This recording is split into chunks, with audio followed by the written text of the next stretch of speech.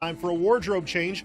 While the long weekend starts off chilly Friday, temperatures will gradually build to above seasonal by Sunday and may even start to approach the 20-degree mark by the middle of next week. Shades are a must with abundant sunshine on the way. A very similar story unfolds across the prairies with milder weather spreading from west to east. After the major winter storm for southern Manitoba, fair weather will dominate across the region through the long weekend with plenty of sun to go around. The lone holdout from the comfortable spring conditions will be the west coast, where an extended period of cool and unsettled weather takes hold. A couple of systems will bring wet weather through the weekend with heavy alpine snow. As always, we'll keep you up to date with the latest details, so keep it locked right here on the Weather Network.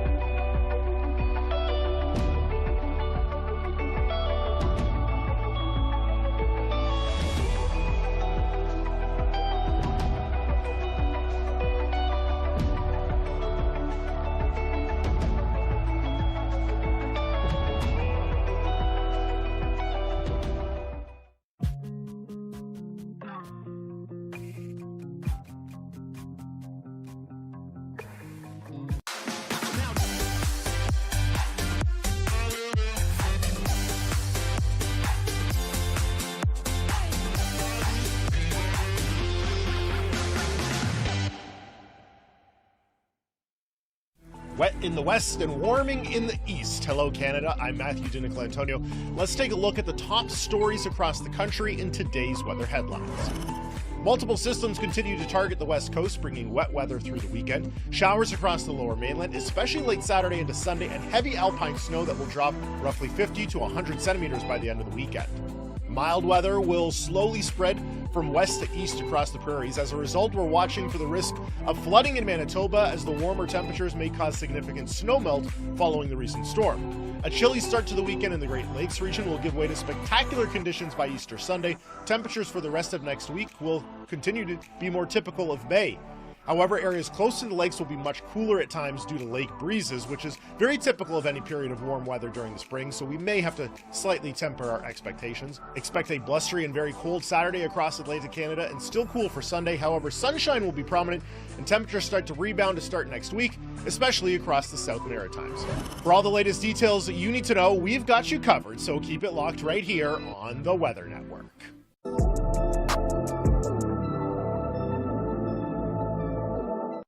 Here's a look at your national forecast. We are looking at temperatures warming up across the prairies, and that does spread in across eastern Canada as well. Some areas have the potential to see 20 degrees in the long-range forecast, but let's start off where it's most active across the country. We are looking at quite a bit of rainfall this long weekend and into our early next week. Potentially some areas could be expecting 100 to 200 millimeters of rainfall in total over the next couple of days. A bit of a break this afternoon in terms of the precipitation for the lower mainland and Vancouver Island. It does spread into areas of the interior. High elevation snowfall is a factor as well.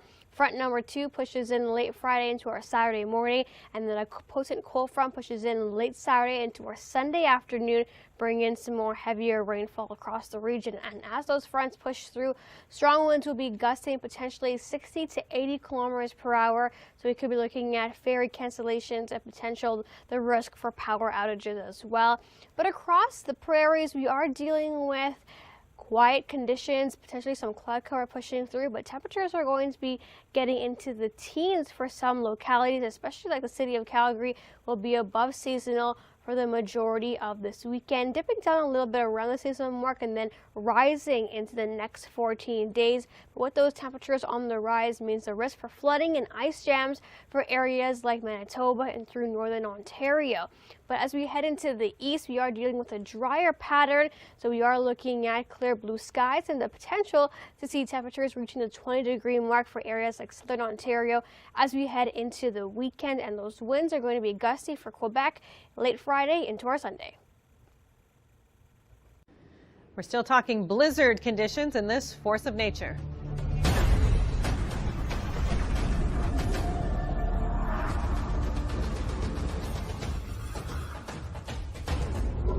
But first, over 1 million customers were left without power after a destructive ice storm swept across southern Quebec on Thursday. One person died after being hit by a falling branch. Hydro-Quebec says they have 1,000 personnel on the ground working on getting people back online. And now to Texas, where the National Weather Service issued a flash flood warning in Lufkin. Heavy rain and the risk for flooding were expected through Friday morning, with another 100 millimeters of rain in the forecast. In fact, much of eastern Texas was dealing with similar storms. And Interstate 94 in North Dakota reopened on Thursday after a blizzard caused it to shut down for more than one day. Multiple roads had reopened on Thursday afternoon, but a no travel advisory remained in place for some parts of the state.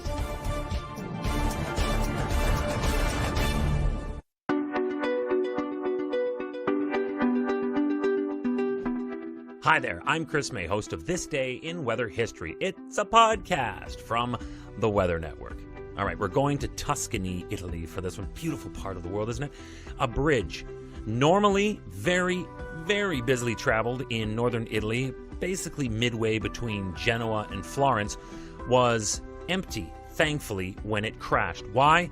Because everybody was at home, locked in their homes due to the crippling and crushing restrictions brought on by the pandemic known as COVID-19. But this was actually fortunate it happened this way, because helicopter surveillance later showed mass sections of this bridge that had completely fallen away and dropped into the water of the Magra River. Had this been any other year, the casualties would have been unprecedented. So again, can we call it a lucky break in the face of a pandemic? So after the investigation, this opened up a much, much, much bigger can of worms, and that was the continuing poor road conditions throughout the country of Italy. Now, this situation is isolated to me because I think it had something to do with the fact that the bridge was 111 years old. It had been through not one but two world wars that Italy, by the way, was right smack dab in the middle of. It had seen some heavy damage before. At the end of World War II, 1945, retreating German soldiers decided to light off all their remaining mines. The bridge did get repaired and was back up in operation by 1949 and had seen some hiccups since then, but then it all came tumbling down. But this time, luckily, with only 2 truck drivers on it that had only minor injuries this day in weather history.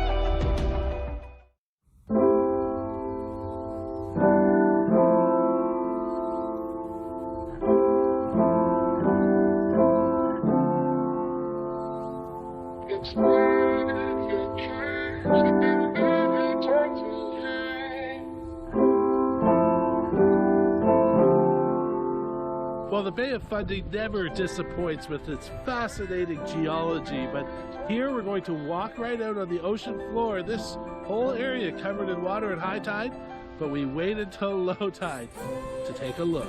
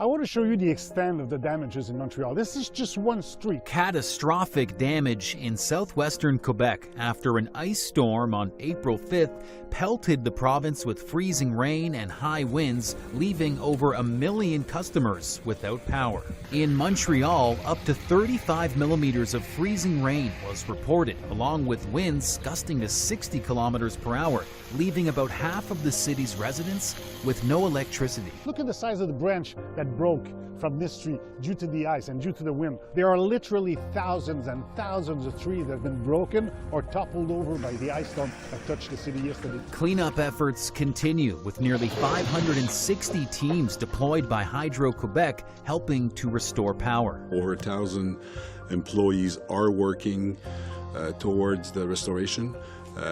Other people from New Brunswick, I understand even from Ontario, have offered to come and help. I expect that a third of the breakdowns will be corrected within 24 hours. In the storm's aftermath, ice falling from buildings also became a concern. Quebec provincial police say a man in his 60s died in connection to the storm after he was struck by a falling branch in his backyard.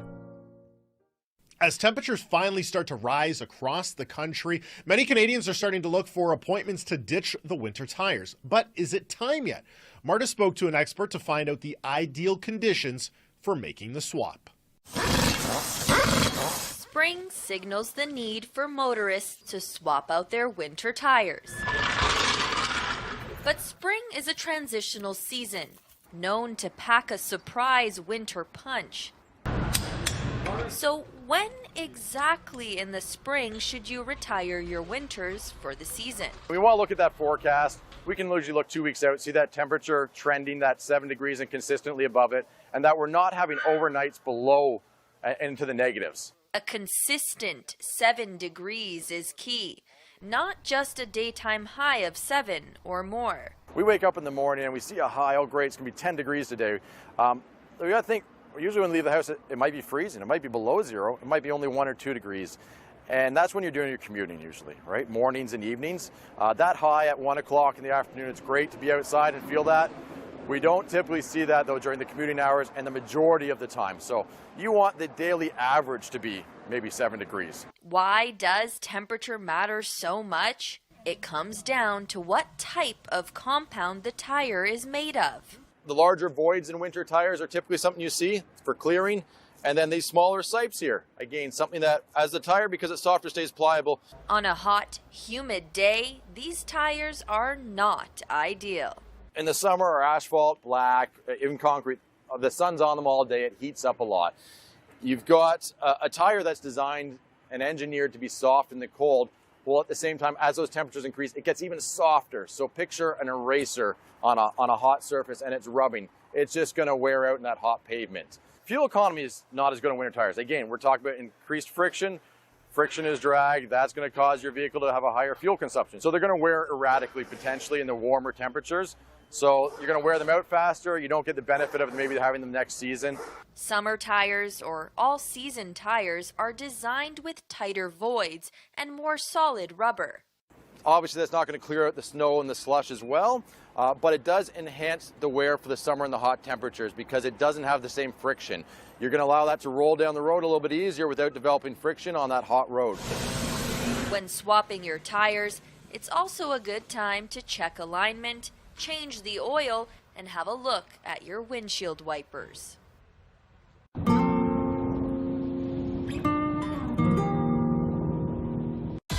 You ever had a work crew? We got your back crew. A balancing work and school crew. Wow. Welcome to the crew. That purifying, clean feeling from a dental tool? Now at home with Oral-B. Because round cleans better. By surrounding each tooth for 100% cleaner teeth and healthier gums. It's a brush so advanced, it knows just what it takes to give you a purifying, clean feeling like you just left the dentist. Oral-B. Brush like a pro. Come and get it.